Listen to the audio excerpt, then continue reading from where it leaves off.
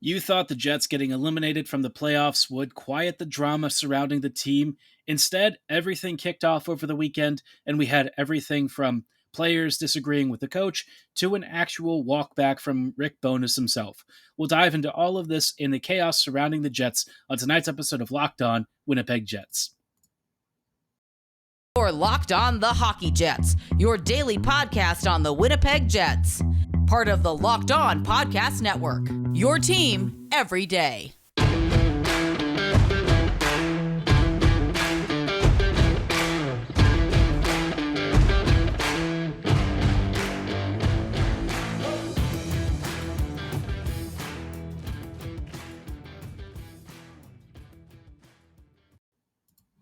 Evening, friends, and welcome to today's episode of Locked On Winnipeg Jets, part of the Locked On Podcast Network, your team every day. I'm your host, Harrison Lee, an avid Winnipeg Jets fan and an online blogger. You can follow me on Twitter at HLLivingLoco and at LO_Winnipeg Jets. As always, thanks so much for making Locked On Jets your first listen of the day every day. If you like what you're hearing, be sure to like, follow, and subscribe on your favorite podcasting platform of choice, including Apple, Spotify, Google, Megaphone, Odyssey, and YouTube. Everydayers will always be in the loop on the latest and greatest in Winnipeg Jets news and analysis, but most of all, we just really love and appreciate your support. Now, like I said, tonight's episode is going to be diving into all of the stuff that happened over the weekend with the Jets. The elimination at the hands of the Vegas Golden Knights, no one was shocked by that, right? The Jets were already thin coming into the postseason and even, the offseason. Let's be real. We knew that this team really couldn't afford any significant injuries, especially once they faced really quality squads. And so we knew, this Vegas series was a long shot, and it ended even earlier than I was expecting. I thought Winnipeg, if, it didn't have any more injuries, might have a real shot at unseating Vegas.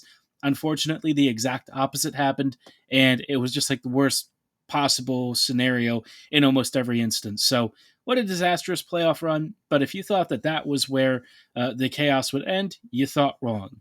Bowness, of course, had the now infamous quote about being disappointed and disgusted with some of the players, and that seemingly spilled over the past, 72 hours. We had a couple of press conferences, and interestingly, all of the players pretty much across the board said that in some capacity they disagreed with Bowness. Some even said that he, really shouldn't have done that and that they wish he'd been more private about it, addressed it with them before going to the media, and, all of that fun stuff. Now, many of them have acknowledged that he is a pretty emotional guy who says it like it is, but I think in this case they felt that, their character and stuff had been questioned rather publicly, and apparently they felt they hadn't had a chance to share their side of it. Now, there was some talk from a couple of the players that was a little bit different from the rest of the group. I don't recall if it was Kyle Connor or a few others, but somebody kind of, in so many words, agreed with what Bones said, maybe disagreed with his method of delivery, but didn't disagree with his assessment. We also had guys who actually thought Rick was just off base. Some folks disagreed heavily with the assessment of no pushback. They felt that the games were better and closer. And when it was brought up at Bowness's press conference yesterday, he did kind of walk back a good chunk of it, because you remember from the original incident, he said that this is stuff dating all the way back to January. But when they asked him about it and pressed him on it, he said it specifically had to do with Game 5. But we know that that's not really true. I mean, it is ostensibly about Game 5, but we all know Bones was expressing frustration for a team that was like 19, 25, and something else heading into the postseason, right? Like the second half of the season was dog crap. So, as much as I think Bones will try to do damage control here, it's already out there. And I think that is kind of the biggest takeaway, right? The Jets are desperately trying to scramble around and fix things, but the reality is Bones put the players on blast, and now there's a chance that they're going to work together next season. So what does that mean for this team? The answer is, I have no clue. I mean, this is one of the weirdest situations I think the Jets have been in. I know that every offseason we've talked about recently is like, oh, this is the big offseason of change. This is where things really kick off. But this feels like a different time compared to previous years, right? Whenever the Jets have tried to run it back, we usually kind of get irritated, but sort of just accept it, right? This feels a little bit different though, because I think players are going to be driving more of some of the decision making. This hasn't always been the case with this team. The Jets have usually just managed affairs internally, kept things quiet, and for the most part, the Jets have avoided a ton of the really bigger dramas that you might expect. Now, like Evander Kane case aside, Winnipeg generally not having a lot going on. But this, though, a very public feud between Rick Bowness and the players, that is a different story, and it does kind of make me wonder if Bones is already expecting not to be back next season. I think he's got like an option on his contract for another year, but based on all of this feedback and stuff, and the fact that he immediately had to come out and do damage control over this weekend, it tells me that maybe there is a thought of separating and going their separate ways. I just can't imagine that you have a guy who just ripped apart the team and then said, you know, I'm coming back next year. I feel like that, with the relationship being the way that it is, probably doesn't spell a lot of very successful ventures ahead. So, I mean, Bonus did say he'd be fine with a rebuild, but the players basically disagreed. They were not cool with the idea of a rebuild, which why would they be, right? They're in their primes in many cases, or exiting their primes here pretty soon. They've all been around this kind of crap before. They want to play and have a winning team. So the thought of a rebuild is nothing anyone on this team actually wants to stomach the thought of. But whether they want to or not, there might be some realities ahead that are going to be difficult for the Jets. Now, I guess one of the biggest questions you might have is who is in the right? Is it Bones? Is it the players? Do both have some correct thoughts, or are both wrong? We'll talk about what I kind of see coming out of this and which side might be more on track than the other, and also some stuff about Connor Hellebuck that might make you sweat a little bit. But before we go any further, I don't want to shout out our friends and partners at Athletic Greens. Our next partner has a product that I use literally every day. I started taking AG1 because I was looking for a boost to my daily immune system and all of the routines and functions that our bodies require. Obviously, a lot of you might be very fitness oriented, looking out for your health, and you need something that's very convenient. So, what are you wondering about? You're probably asking, what is AG1? It's just one delicious scoop stirred in a cup of water that gives you 75 high quality vitamins, minerals, whole food source superfoods, probiotics, and adaptogens. I challenge you to find a product that gives you more for the price of AG1. I just mentioned the price, and it is less than $3 a day, which is a lot cheaper than those cold brews and juices you're probably used to pounding. I think it's a great option for, being health conscious because, it's lifestyle friendly, whether you're on keto, paleo, vegan, gluten-free, or dairy-free dietary restrictions. It has less than 1 gram of sugar, and it doesn't have all those weird GMOs, nasty chemicals, and additives that you might be worried about. And you don't have to just take my word for it. It features over 7,000 five-star reviews from plenty of wonderful athletes and trainers, folks who do this for a living and care about their health as much as you do. Right now, it's time to reclaim your health and pick up the ultimate daily nutritional insurance. It helps you arm your immune system with convenient daily nutrition. It's just one scoop in a cup of water every single day. That's it. No need for a million different pills and supplements to look out for your health. To make it easy, Athletic Greens is going to give you a free 1-year supply of immune-supporting vitamin D and 5 free travel packs with your first purchase. All you have to do is visit athleticgreens.com/NHL Network. Again, that is athleticgreens.com/NHL Network to take ownership over your health and pick up the ultimate daily nutritional insurance. Hello, dear friends, and welcome back to this episode of Locked On Winnipeg Jets, part of the Locked On Podcast Network, your team every day. Everydayers are probably keen to hear more about all of the fun stuff over the past weekend. It was kind of a disaster, if we're being honest. Rick Bowness versus the players, and ultimately kind of the team in a way, because I think Sean Reynolds said it best. The Jets weren't just the Jets players weren't the only one coming under fire from Bowness's comments. It was very clearly directed further up the chain to folks in management and the front office. So who was right in all of this? Was it the players? Was it Bowness? Was it neither? Was it both? I kind of think that, for me at least, I tend to I see it from both perspectives.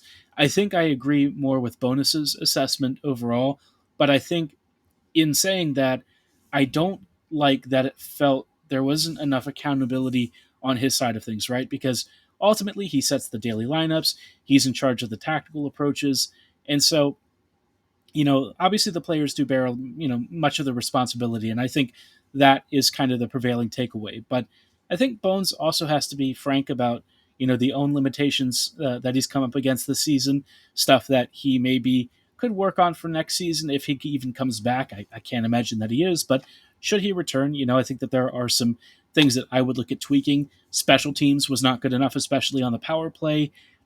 I feel like there wasn't enough opportunity for some younger internal players to maybe get some looks. The usage of Ehlers, I feel like I get that he maybe played as many shifts as the other guys, but why is there such a disparity in total time on ice? A lot of it probably has to do with like the power play arrangements, and Ehlers really should be featured heavily on that first power play unit. But like I said, the special teams have all sorts of issues, so at least the PK is great. But I sort of wonder, longer term, right? Bones came in and said that he wanted to work with good people, and that he felt like Winnipeg was a team that fit the way that he saw things, and what he wanted to do with the squad. And then you see him put the players on blast, kind of take some jabs maybe at management, then walk it back and say, oh, things are great, the room is happy and all that. And maybe it actually is happy. Maybe the players are getting along, maybe the vibe is good, maybe the culture has changed in some capacity. But then you hear the players talk, and there's not really a lot of focusing on how the players did. It's just what Bones said. And so I kind of feel like we're sort of circling the wagon to return to where we started in many ways.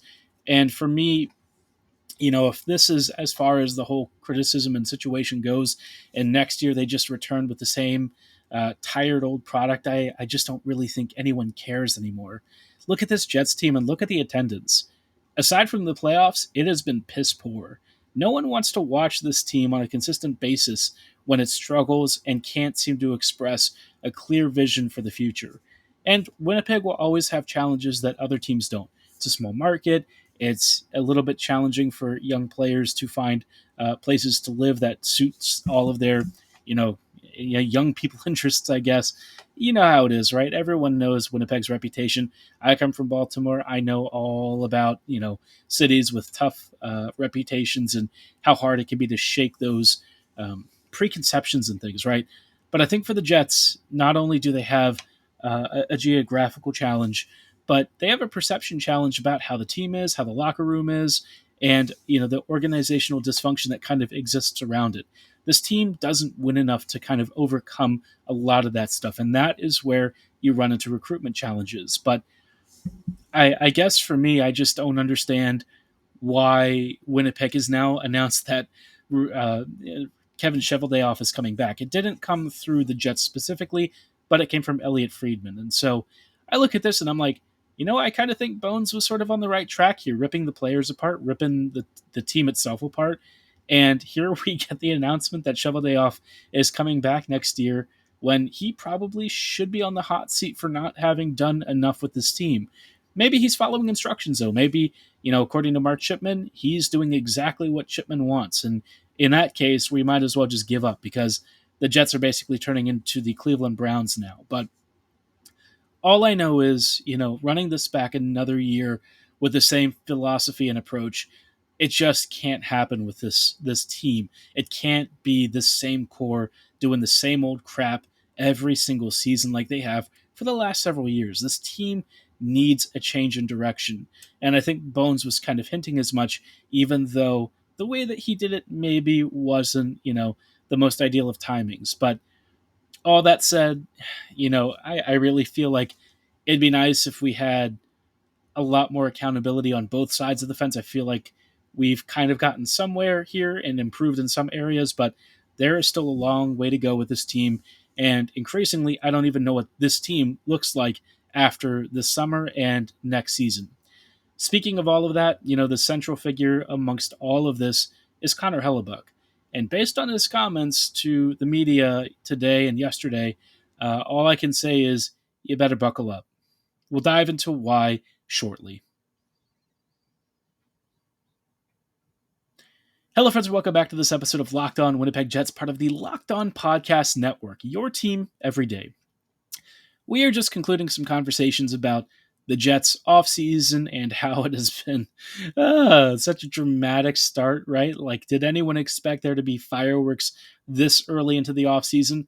Maybe, given how it went last year when Paul Stastny basically called out Scheifele and Wheeler and stuff and kind of said that they didn't really agree with their levels of effort. So, maybe this is actually just par for the course for the Jets. Everyone always has some crap to say when a team loses, but I think with Bones being what he did with the press conference and media availabilities and stuff, it certainly forced the media and the team to kind of face each other a little more directly over this past weekend. But one of the questions that I think has come out of all of this is this core going to return as it is next season?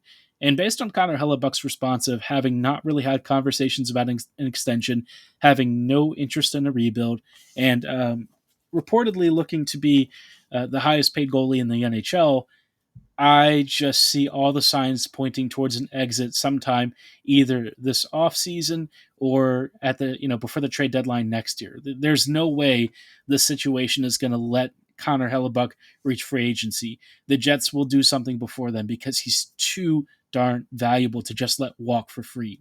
You're talking about one of the best goaltenders in NHL history and a guy who looks like an absolute monster and will probably win a Vezina with his next team if it's not the Jets. You just can't let the situation get to the point where he departs for free, right? That can't happen. So something's going to give, right? The Jets are either going to trade him or resign him. And I just can't imagine that there's a scenario where he extends that A, the Jets can afford, and B, allows Winnipeg to retool as they need to. The Jets right now are just not good enough. The team lacks significant depth in a couple of positions. The defense is okay, but Pionk kind of hurts it enough to the point where you start noticing that maybe it's not that great. But like the bottom six really needs some scoring reinforcements. The top six has too many players who are passengers. I think Blake Wheeler is probably done after this year. I can't imagine he's really in shape enough to come back and play another full season, especially like top 6 minutes that he's looking for. I think Blake might hang up the skates after this year. Maybe he gets involved in like hockey ops or something. I could see that being something that works for both parties. And it might even be beneficial for the Jets because I think, a lot of the players really love Blake. It's just that his body hasn't been able to keep up as much as it used to, and that's really had an unfortunate impact on the ice. But I think Blake is still very beloved, and it wouldn't shock me if he comes around the team a little more often in a front office capacity. But the other big question, other than Hellebuck, I guess, is what you do with Scheifele. And Mark refused to comment on the future of his career right now, which is not surprising. I mean, he's going to wait and kind of play his cards right. I think, Mark probably wants out as much as Dubois does. I think that they see very different visions for this team. I think that there is frustration that the Jets haven't really progressed as much as they should. And I know that Dubois said that we're taking a step forward, right? I know that he said that. But to me, all I read in him is that he wants to go somewhere else. And why wouldn't he, right? Like the Jets just aren't that great of a team. The destination is not always favorable for young 20-something kids. And Dubois knows that he's a very in-demand, very skilled player to the point where he apparently is fine with going to other teams that aren't the Canadians, right? Even if it's just for a short-term spell. So all of this to me sounds like we're going to have some big changes this offseason. I just can't imagine that despite Winnipeg wanting to run it back, that it actually will. I think the players are going to force their hand. I wouldn't be surprised if Bowness hands in his resignation. All of this is kind of putting it on track to have a very explosive summer. And I got to be honest, I'm not sure it's going to leave the Jets in a better place. So I don't know what's going to happen, but whatever it is, it's probably going to be entertaining and a bit of a mess. Drop your predictions for this summer's biggest moves and news in the comments below or at my social medias at HLivingLoco and at LO_Winnipeg Jets. For tonight's episode, though, that is going to be all the time that we have. I thank you so much for making Locked On Jets your first listen of the day, every day, and encourage you to do so for the rest of the Locked On Podcast Network. For tonight's episode, though, like I said, that is all the time that we have. We will see you back here tomorrow. Probably have some more thoughts on any new press conferences and news items that pop up in between. maybe even start talking about how the Manitoba Moose are doing in their playoff series and all that fun stuff. But again, we will see you tomorrow. Have a great night. And as always, go Jets go.